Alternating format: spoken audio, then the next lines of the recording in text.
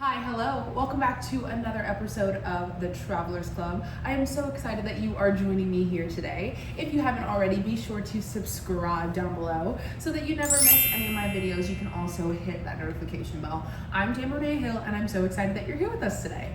Today's video is the second episode in our podcast series, and I'm so excited to take you all with me. We are interviewing a beautiful, stunning, smart, intelligent, expansive woman. Her name is Natania B Parker. You will hear so much more about her and all the things that she was doing, and we'll also get a little sneak peek into what I've been doing with the Travelers Club. I'm so excited to sit down and talk to her about what it means to be a businesswoman, what it means to, what it is like to survive in New York City, what it's like to be a creative, all of these different things that we struggle with and that we are working through as a generation, talking about that and putting that on the forefront of the stage. I cannot wait to talk with Natania. I cannot wait to share all of the knowledge with you all. We are talking about so many of the different problems that affect our generation, and I cannot wait to get into it. Natania is going to be here soon. Enough about me, enough about the Travelers Club. For now, let's jump into sitting down with none other than Natania B Parker.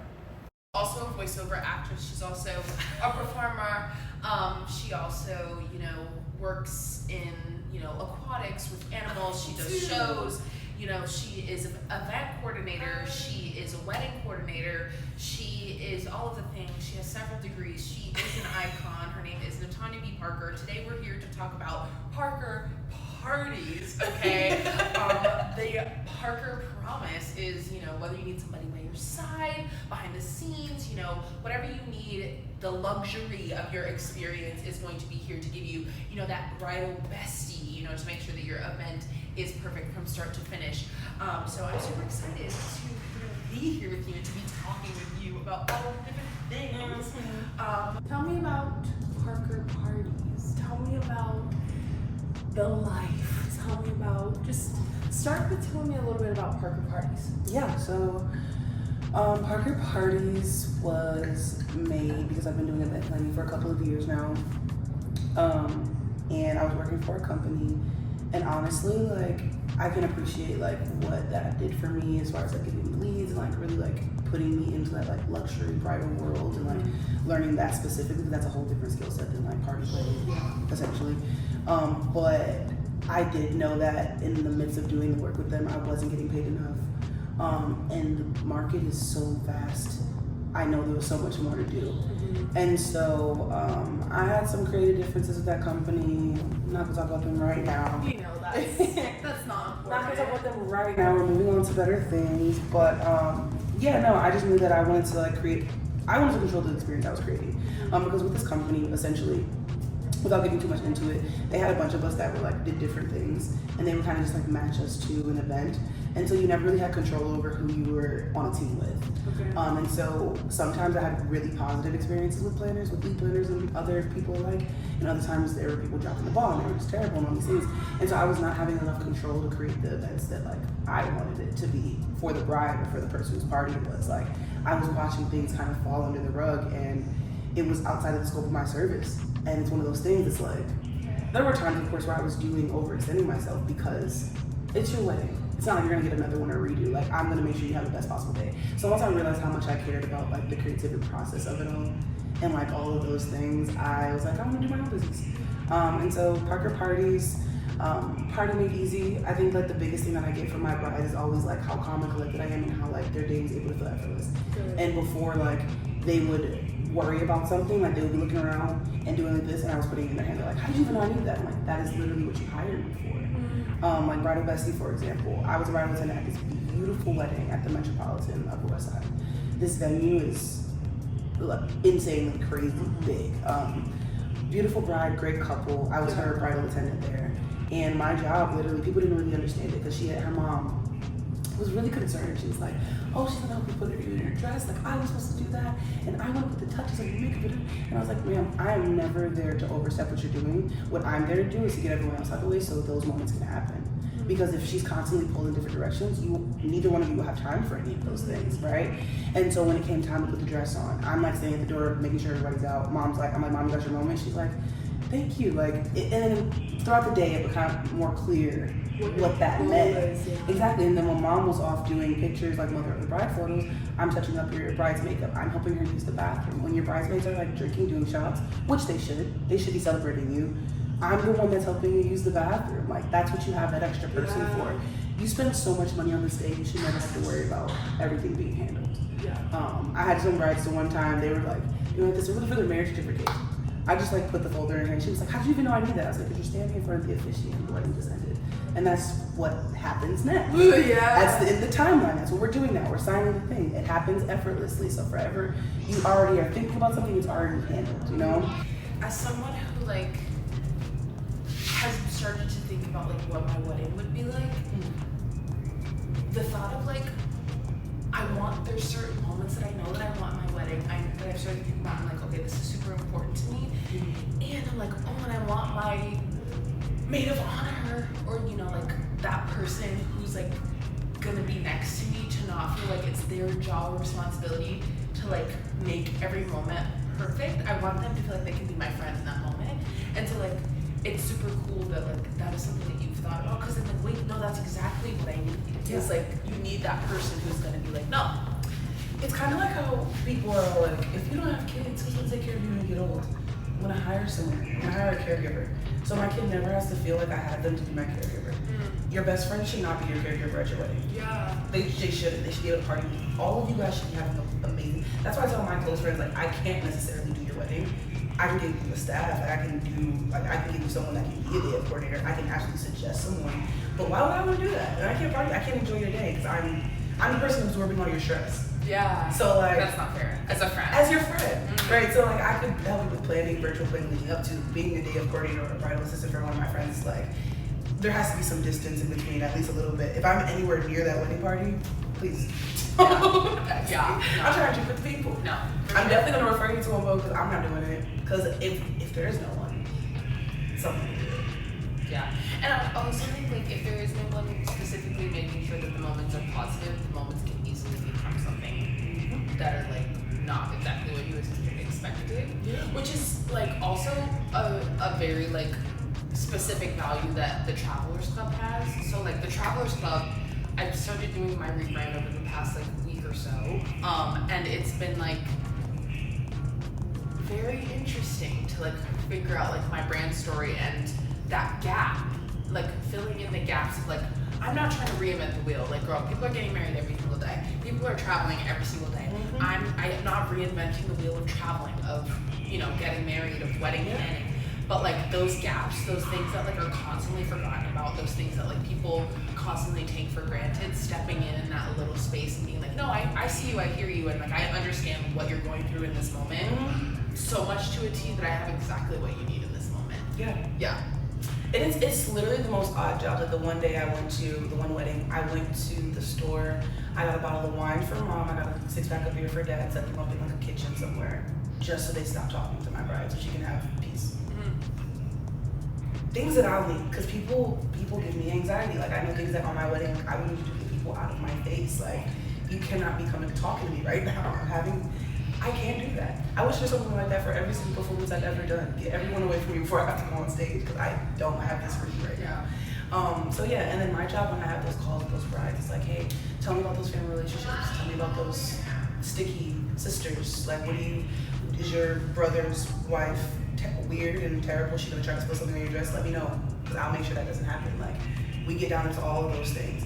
Sometimes, especially with my other company, given they matched us kind of randomly, I would be like, do you kind of have issues where, like, am I gonna have a problem with your family disrespecting me at all? Because they don't have boundaries with you. Exactly, they don't know me. And if that's the case, just let me know. I'll give you like a security guard. They're not gonna hurt my feelings. As long as no one's putting, and I tell everybody, as long as no one's putting their hands on anybody, your family won't hurt my feelings. Your mom being pissed because she can't come in the door because y'all are having a private moment won't hurt my feelings. I'm letting you know that I'm drawing the boundary though, because that's what you asked for and that's what you paid for. And if on the day of you get all delusional, you're like, I want my mom to hang out with us. Hey girl, it's your day. I will give you whatever you want, but I'm not taking any orders from anyone besides you, so. Unless you specifically told me to, unless you say, don't talk to me at all that day, talk to my mom, whatever. Perfect, so got you. And I can do that. I won't look you in the face. I'm here for you. You pay the price. I ask you exactly, and I tell people, I'm protecting your vision. I'm protecting the vision. You give me the blueprint, that's what you want. My job is to protect the vision. If something goes out of hand that I can make a, sound, like, use my brain decision for, I'm gonna handle it before asking you about it, so you don't have to bother with that. Yeah. Because it's at that point also, it's like you were saying, you only get one wedding, you only get one day. There's no reason to involve you in that. Like, by the time that I tell you, like, the time that it would take me to find you wherever you are and tell you about it, I can come up with a solution for it. Like, I've done day of coordination. I remember I was an assistant on a wedding, and the lead coordinator and she did her job the whole way. I think she might have been like a 90-day coordinator, not even a day of. She'd been with this couple for a while. And I came on as the assistant day of, so that means I come on for like 5 hours a day of just like, step in when they need like cues and different places in secondhand. I hadn't had any prep meetings with these people, nothing. Showed up, doing my job, everything's cool. The lead planner, her husband, like fell down the stairs and broke his something, and was having emergency surgery, and she had to go. And she's like, leave her, just freaking out. So this woman out, and she was great. I joked to her, like, I'm your attendant at this point. Like, you are, I said, you need to go, because you can't do this like that. Like, I'm like, let me see the stuff. Like, give me the timeline, give me the documents, give me all your notes. In that moment, this is me, okay, let me get some coffee, looks at the notes, looks at the timeline, and also it was a Jewish wedding. So, cheers. So many ceremonies, right? I'd never done one. I'd never been to one before, let alone, I'd never done one. So, luckily it was after the ceremony had happened. So we're just dealing with all the reception things and all the different, which was amazing because this particular wedding had a catering company that was a specific Jewish catering company. So he ran a lot of the ceremonies and the reception. So it was basically plug and play, but it was a perfect example of how, even not knowing anything, I jumped into that situation. She was able to go and deal with her husband, and I'm like, hey, I got y'all, whatever you need. Here's the timeline. We're gonna stick to this timeline. This happened at this time, and everyone's looking at it like, you're in charge, da da da. And we finished it seamlessly, and everyone watched it. They were like, whoa. Oh yeah. They're like, I'm like, at the end of the day, this is the vision. I'm here to protect it. It doesn't take any independent thinking on my part. I'm protecting the vision. All I have to do is make sure y'all are in the right place at the right time. That's what the coordinator is for. I'm a coordinator, I'm a planner. Yeah. Which is also a very important distinction. I do virtual planning and I can do planning services, but truly, people want to plan their own day. Yeah. Honestly, like the amount of money I would charge you to do the thinking for you because it takes so much of my brain power, you want to plan your own day. Yeah, and like, a coordinator is like, if I give you, I'm like, I want this, this, and this, because I believe I saw this on your website, and I'll plug it. I saw this on your website where it's like, if I say like, oh, I want 3 hors d'oeuvre vendors for my cocktail hour, you could like, I could give you very specific information. But to be like, oh, I want to have a wedding on May 27th, plan it, you're not into that vibe. But like, if I give you very specific information about like, or like just maybe general information about like things that I might want throughout the day, you could help curate that, like, and like coordinate that more so than like coming up with everything from start to finish. How virtual services work. So I have a venue match and a vendor match, right? So venue match, what that basically looks like, and I have to look at my home services, I forgot how many I said, but you basically tell me the date you're kind of looking at, date range, what kind of venues you're looking for, and all these things. And I'll go on and I present you, I think I do up to 10 or 15, but I'll start with 5 venues. And it'll be the venue, it'll be the occupancy, it'll be the looks. I'll give you some pictures. I actually have some samples of some books that I've done for people that come out really, really great. And you're able to look through those venues and be like, okay, I love these, or this is like totally in the wrong direction. Or like, I like these 2, this one's way out of my budget, I'm looking for something like this. After that, I suggest to you a couple more. You're able to go through and kind of see what you want there. I want to say it's up to 15 in my book. Up to 15 until you, either 15 or until you found you. But honestly, after the first couple, like, I'm pretty good. Yeah. It's like pretty good. I've seen so many venues at this point too now. And so it's like house hunting. Once you show them one house and they're like, I don't like this, I like this. I know exactly what you're looking for. Yeah. Alternatively. I do a service where I'll set you up with the venue for a tour. At any other venue communication after that, as far as like coordinating, booking the date, that's totally on you. But I do have an add-on for that. You can book me for that. I'll do it. But yeah, so that's venue services. So you say, I have a date. I want this. This is what I want. Venue service. You have a venue. Okay, cool. Now we go to vendor matches. I'm asking you, what are the top 5 things that you need to source that you think that will be hard to source? Because some stuff you can do yourself. Some people already have a caterer. Some people know a DJ. Yeah. Some people, all these things. So you might say, I need flowers, I need entertainment for kids, like bouncy houses and stuff. I don't know what kind of wedding I'm planning right now. I'm kind of like into this. Like, I don't know if there's gonna be any kids at my wedding, but I want a bouncy house. I don't want any kids anywhere near my wedding. Anywhere near it. No. The answer is no. No children? Not even your own? Absolutely not. Absolutely not. No. First of all, I'm gonna be married before I have kids. So. Oh, well. They won't exist. Okay. We don't. Listen. No ring, no uterus. My kids, it could be impossible for them to be there. Cheers. Come on. Only way my kid will be there is if I'm actively pregnant at the wedding. I can accept that. If I'm already proposed to, I can accept being pregnant. But like the wedding date is planned. Like we are. Parker Parteze already has. Like the plan is like the wedding is planned. The wedding is planned. And I slipped up like a couple months before, and it's like but the wedding's planned. That's the only way my kid will end up at my wedding. Oh my god. But yeah, so vendor match service. So say you're like, I need flowers, I need a bounce house, and I need a hot dog cart, which is important. A popular thing now, people do food trucks after the reception, which is on the wedding grounds. It's really great. So I'll look up for you like 3 to 5 different companies that do that. Are you a Canva Pro? I'm a Canva Pro girly. I am. Disappearing backgrounds and all. You don't have to have squares and all of your things. Oh my god. I love a background mover. Listen, so we do vendor match, right? Now you have a place you're having your wedding, you have these vendors. You can call them and set up the services yourself. So what do you think is your favorite thing that you've started to uncover about yourself while planning parties and planning weddings and being surrounded by so many different types of people? I love love. In a time where the world is just hard and my relationships and dating is a comedy of its own, like a sketch series, if you will.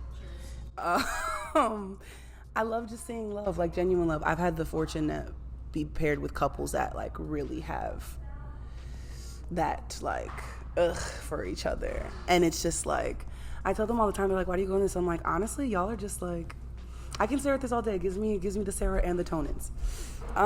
So yeah, I love finding out that. I love figuring out how like all of the years of being in theater school and all the things we learned at AMDA translates into keeping people in a timeline and telling people what to do, deadlines.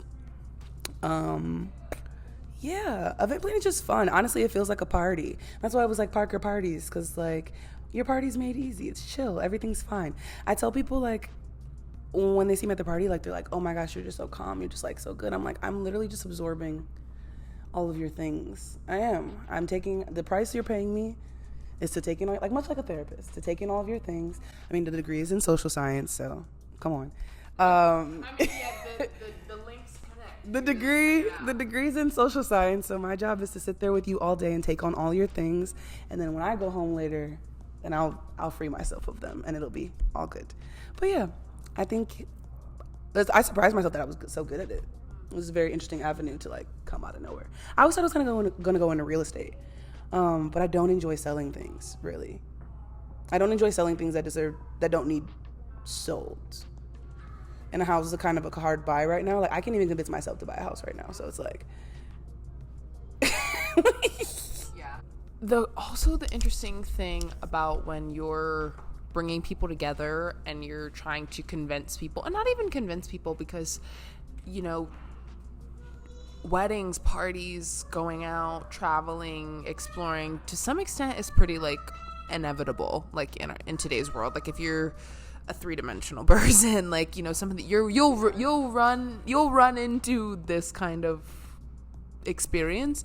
And so when you're bringing people together, it takes a special kind of person to like orchestrate and make sure that things are like being run well, things are being run intentionally, that it's not just a cash grab, that people are actually thinking about your emotions and your feelings and considering you in the state that you are in. And that's something that I'm really taking into account with the Travelers Club. So I'm working right now to secure a space where people can come, and we'll have like seats and luggage storage and like all of these different things to, you know, create a community vibe, proof of concept that like the Travelers Club needs to stand in the gap for people who are traveling. And having spaces, having places that, you know, like we said, we're not trying to reinvent the wheel, but when I do need that little bit of help, when I do need to fill in the gap, like there is somebody who can help me, because, you know, I'm gonna get married, I'm gonna find the dress, I'm gonna do all the things, I'm gonna travel, I'm gonna book the hotel, but like what happens when the airline cancels your flight and says, yeah, sorry about your luck, it's because of the weather, and like you're stuck in California for another 8 hours, and it's like, okay, I can explore the city, but now I have my luggage and a backpack. It's like, well, I need somewhere to put that. It's like, okay, the Travelers Club can help you. Or I just need somewhere to like sit and like figure out where I need to go to eat, or like where's a cool museum, or like what my next move is. And I don't want to feel like an inconvenience to society and have to pay to sit somewhere, or pay to like be just to like figure out my next move somewhere that like, when you're traveling and you already have so many different things like that are affecting your day-to-day experience as a traveler. And so that's what I really am excited to like share with people, is like somebody, like when we're creating these businesses, and this circles back to kind of what we were talking about when we kind of like first were kind of getting into it, is when you're starting a business and you have employees and you have a customer base and you're selling things, or you're charging people for a service, it needs to be a good quality service, and it needs to be something that's like worth talking about. It needs to be something that's worth investing in, and you need to take care of people, and you need to be considerate of the people that you're serving, and you need to be considerate of the communities that you're going into, and how can you really impact them besides being like, okay, here's this thing that you can pay for. It's like, okay, yeah, but how is that gonna help me? How is that gonna impact me? How is that gonna change my life? So those are the services and the businesses that we need to be building, because right now we have so many different companies and so many different like managers and leaders that are just not doing what they need to do in order to really take steps further into like actually touching the community and like being impactful. I feel like what are your thoughts on that? I'm gonna like throw this back to you, but like what do you think is something that we're like needing when we're like trying to be impactful in business, and like how do you manage trying to make a profit and have a successful business and be mindful? I know that you have like a foundation. Like what is kind of your formula to be like, okay, I'm a Black woman, I live in New York City, I need to get paid what I'm worth, I have 3 degrees, like what's going on? Like, and also being considerate, being mindful in your business practices and the way that you like interact with people. What is that like for you? Fortunately, unfortunately for me, and I literally was talking to my mom about this the other day, I have such a bleeding heart that when I'm at my lowest, all I want to do is give things away. I started my foundation in 2020 right after my dad died. It's just kind of ingrained in me who I am. And so every time I go on a new venture, it's always driven in the purpose of not just me, but who I can bring up with me and the people around me. If you have not already, hit that notification bell so that you never miss our uploads. Be sure to join the Travelers Club, subscribe down below so that you are officially a member of our club. We are here to add ease to every single part of your travel experience and to add magic to all of your vacations, okay? There are so many different elements to my content. I do lifestyle content, I do Disney content, my family and I go on cruises, and I'm constantly here giving you all the information that you need about how to budget, how to know what you're getting yourself into when you're heading on vacation. And let's be honest, we all need a safe space to go, okay, I'm going to this place, but I don't know anything about this place. That's what we're here for. Natania B Parker Foundation, our goal is to help aspiring students of the arts in both mental and monetary support, essentially. That's the mission statement is better than that, but I am like, yeah. Anyway, so essentially accessibility. I had a great arts upbringing, training, relationship with performing arts, being who I wanted to be, being creative. My mom was very supportive, but every kid doesn't have that, and I recognized that very early. And it became more apparent now more than ever when going back and being a teacher and realizing kids don't want anything. Kids they're losing passion. They're losing passion, they're losing will, mostly because their parents are struggling and having a hard time. And I realize this now more than ever when I was having a hard time during the pandemic. And so I was like, I want to be able to reach out to those kids who maybe don't have the support systems to pull themselves out of this. Those kids who are trying to figure out what's best for them. So it started as the first event I did, my launch event, was like a Superstar Saturday. I wanted the kids to come and I just wanted all the forms of art. So we had dance events, we had things for them to color, we had things for them to play music, we had things for them to sing, all these different things. I wanted all the different parts of the arts. We did a backpack giveaway at that event. And what was really important to me was that they weren't getting just school supplies, notebooks, and folders. I was giving them different small instrument things, like some recorders and like those little instruments you get when you're in elementary school to see if you like them. Little drum sets. Their parents might have hated that, but hey, I'm here for the kids. I'm here for them to explore. At these giveaways, even when I was doing turkey giveaways, food giveaways for anyone who needed it, I was giving away Broadway tickets. Also, I would do a raffle that was free. You walking into the door gave you entry to the raffle, and I gave a family that never seen Broadway before tickets at each one of these events. One thing they always talk about is like when I do the events, I go into full decoration mode. Like you might think it's a wedding special event, something like that, and it's the humility of it all. It's because I genuinely care about what's happening here. It's not just here, damn, take this turkey. It's not just you're homeless, huh, take this bag of groceries. It could be my friend that fully has 2 jobs and groceries are just high. Come get this turkey. Like, come get this. I'm doing this for all of us. When we had a partnership with Sam's Club, we got 4 or 5 trucks, a couple time deliveries of food, of like perfectly good Tyson chicken breast, like all these good things, produce, salad.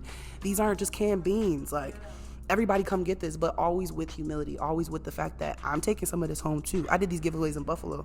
I packed me a suitcase. I brought me some back. Groceries is high for me too. But yeah, all that to say, I think that with my faith and everything, God and everything, it's never been a question of giving back because I already understand how much has been given to me and how much is going to keep coming to me as long as like I keep the heart that I've always had.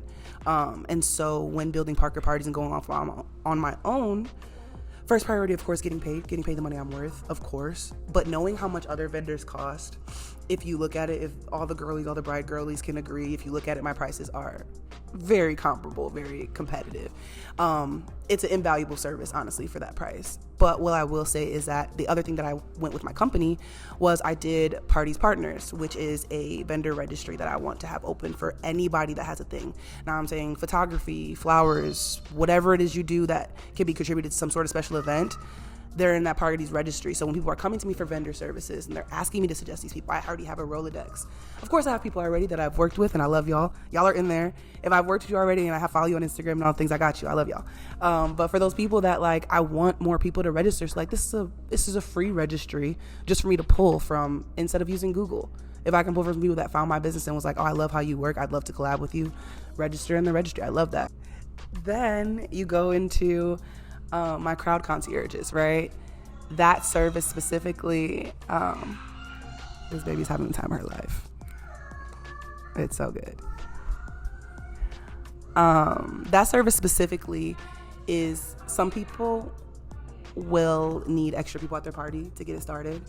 And I think it's so funny that Kevin Hart movie The Wedding Ringer, when he like had like the big package and like supplied all the people for the party, that's what people think of it as, but it's honestly not. Some DJ companies now come with like party motivators and things like that literally like, say you have a bar mitzvah and your kid is really shy. This is hired people to come in and dance and make everybody else dance because they're dancing. You don't have to make your cousin like, go start the party, go do it. And he's like, I'm tired. You could pay people. And so I have a crowd concierge form for my friends. I have so many actor friends, so many big personalities, so many MCs, so many of these things to register and be able to work. And this is just put your information in and I'll contact you to see if you're available. And if you can, you can, you can't. But again, I put my business model together, making that opportunity for them because I always know that I want to be able to employ more people. As I get bigger, I want to train more of my friends how to be a day of coordinator because acting, transferable skill. And the more people I can train to do what I do well, the better the business can grow. But like, it's always in mind in the beginning. So I think that's when you go into business thinking about how you're helping the greater good, not just your own pockets, it's the way that makes your business succeed because you're thinking longevity, you're thinking of what I can contribute to the world, not just what I can do for myself. Wait, that's so good. I think, yeah, every single person I've been watching a lot of, have you ever seen the School of Hard Knocks? It's like a YouTube channel. It's this guy. He went to the University of Texas. He like interviews millionaires and billionaires and like gets information for the younger generation, from like people who have lots of money who like are very successful. I don't. It's not football. I don't think, but that's okay. You're gorgeous. She loves football. I do. Go Bills. I love hot wings, so that's why I. Go Buffalo. But yeah, I think something that so many of the business people on there like talk about is like their faith and like how like community and being thoughtful and like giving back and like thinking about somebody other than yourself and having a business model that like doesn't center yourself is so important. Not just because obviously like vanity and like it's not about you, you know, greed, you know, and like at the end of the day, like you're one person and like you're building a legacy, you're building a business, and you want to be able to step away and enjoy the things that you've built. You want to be able to like, if somebody says, hey, this is amazing, so-and-so company wants to buy this for $10 million, cheers, you know what I'm saying? Like that, those kinds of situations, it can't be centered around you. It's centered around a community of people. And you said something about, you know, making sure that you're like, you're training other people, that you want to like start, you know, building a system of day of coordinators and like, you know, building people and like having a real community that like considers day of coordinators and considers their experience as someone who worked for a company that like pimped out day of coordinators, you know, like being a leader in that way is like super important. And so it's interesting that as we've like entered the workforce and kind of been told you can do whatever you want to do, and then the product of the workforce being like, well, actually there's very strict rules to what you can and can't do when you're in the workforce, and like we have to create a new model, and also we have to like make that space for other people. We have to train other people. We have to train other people how to sell. We have to train other people how to be empathetic. We have to train other people how to, you know, build itinerary. Like for the Travelers Club, you know, I started out as a travel agent for this like multi-billion-dollar company, and it's like I'm a percent of a percent of a percent of a percent of a percent of a travel company, and I'm making a percent of a percent of a percent of a percent of commission off of all of these different things. And like, if you're gonna travel, you're gonna travel. If you're gonna go to, you know, Sarasota, you're gonna go to Sarasota. If you're gonna go see the Broadway show, you're gonna go see the Broadway show. What can I do to change that game? And so I've been thinking a lot about like, okay, people's experiences, you know, everything in the airport closes. Everything in the airport is cashless. Everything in the airport is super expensive. Lounges are not accessible. You know, the experience of the average person who has spent a good amount of money traveling, they aren't having these experiences when they need it most. People who, you know, you think about the percentage of travel that's done for bereavement, the amount of people that are traveling because someone passed away, because, you know, of, you know, injury, because of surgery and all of these different things. And it's like, okay, and then I'm sitting in an airport for 12 hours and the burger is $37 and my back hurts and and I'm sitting in the middle of seat on Spirit and my ticket was $800 and it's like, can the Travelers Club make Delta make flights cheaper? No. Can the Travelers Club make Broadway tickets cheaper? No. Can the Travelers Club change the policy of the airport? No. But the Travelers Club can do their best to say, okay, everything else closes. We're gonna have the late night hours. You know what I'm saying? We're gonna be that place that gives you discounts for certain things. We're going to make sure that when you are traveling that you have lounge access so that you can be somewhere, that you don't feel like it's an inconvenience for you to hang out and be somewhere. And that's something that we don't talk about when you were talking about like the affordability of like your services, like especially like travel and bridal industry.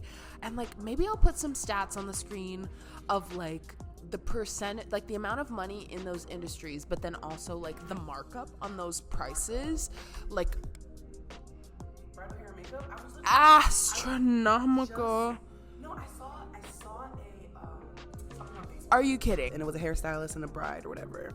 And the hairstylist texted and was like, hey, congrats on your wedding. Real quick, when you got your hair done, you didn't say it was for your wedding. Bridal hairstyles are like $800, some shit like that. And she goes, oh, well, I wanted a low bun with some hair left out. I didn't think that I need to tell you what I wanted it for. I paid $150, which first of all, y'all. $150 for a bun and a girl was crazy. None of it cost what it should. Like, all of it was ridiculous. The $150 was already insane. But I was like, because I saw the picture. It was like a low bun with, you know, the little curls in the front. $800? From $150. For $800, the Travelers Club can find you the perfect itinerary. I'll do it for you. And one of your friends. I'll actually do your hair for you myself. And then when you get to the Bahamas, I'll book you an appointment with one of the aunties. And get your hair braided in 1 hour. Bun and a curl, and you can get beads and braids in the bun that match your wedding dress and your husband's suit tie. Ciao. And it will be $749, and I'll take the $50 for myself. $800 No. for a bun? The funny part was, so she was like, she's going back and forth with her. And she's like, oh, this style costs this much. She was like, a bridal style costs this much. She was like, well, I didn't want a bridal style. I wanted this just like low bun, blah, blah, blah. And she was like, oh, well, you lied.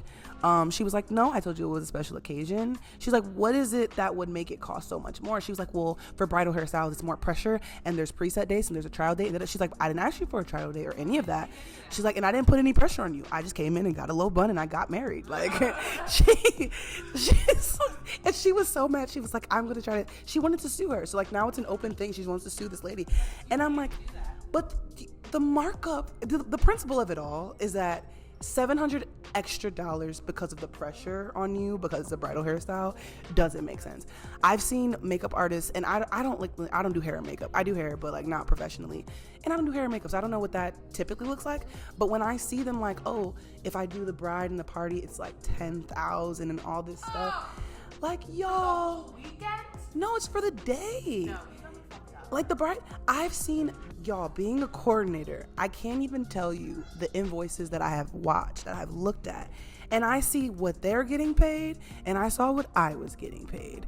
And hey, if I'm at your wedding and your band is $30K, paying me much less than that is not killing you. Pay me much less.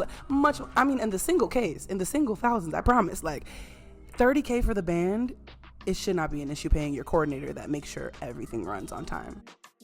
Catch the second half of this interview on my channel. I've linked it above and of course in the description box below. I thank you so much for being here for this first interview with Natania. I'll be sure to catch up with you a little bit later. And until next time, I love you, but God loves you more. I'll see you in the next video. Bye.